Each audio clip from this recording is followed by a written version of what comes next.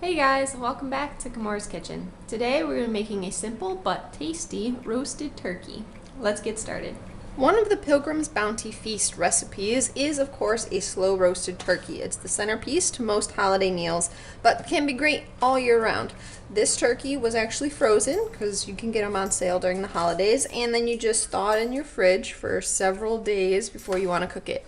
The rule of thumb is about 24 hours of thawing time for every 5 pounds of turkey.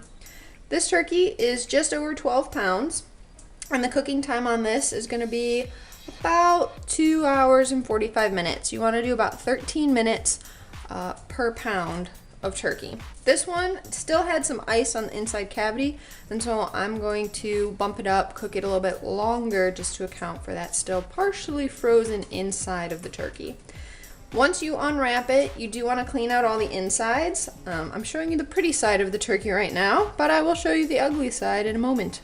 This is the very ugly side of the turkey, and you will need to reach your hand in there and pull out all the stuff that comes with it, which usually includes the neck piece and giblets, and this stuff you do want to save. Makes really good turkey stock for soups. It just looks really, really gross. So put that in a container and set it aside. You do want to leave your turkey out on the counter for 30 to 60 minutes before you plan on cooking it. This helps bring it up to room temperature and help it dry out a little bit more. The drier the skin of the turkey is, the crisper it will be when it cooks. This I just have in a disposable roasting pan that I've placed on a baking sheet for extra support. I've also placed some carrots, celery, and onions in the base of the pan. You don't have to do that, but again, adds really good flavor. This turkey we're going to prepare very, very simply. One of the most basic ways to cook a turkey. We're not going to stuff it, we're not going to tie up the legs, we're not going to brine it or do anything fancy. Go ahead and sprinkle some pepper on there. And salt it at this time too. We will need 2 cups of liquid later. Either broth or water is fine, but that will go in the bottom of the pan before the turkey goes in the oven.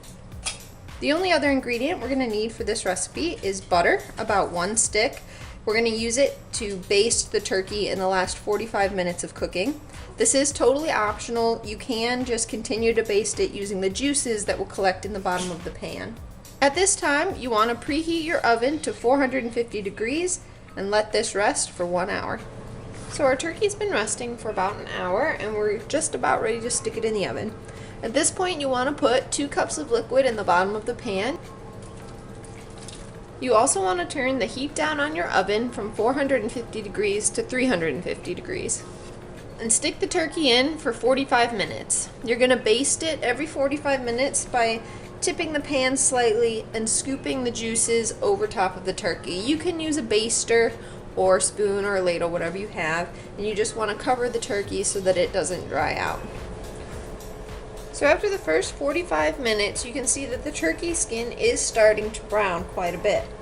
I'm going to stick this in for another 45 minutes, and then after that second time, if it's browning too much, I'll end up putting some tin foil over the top to kind of protect it from over browning or burning. Alright, it's been 2 hours and 45 minutes, and I did end up putting aluminum foil over the turkey after the first hour and a half just to prevent any further browning or burning of the skin. So you can see it's a nice golden brown color, and the juices are running clear if you look on the inside of the bird or you test one of the inside of the thighs with a small knife cut.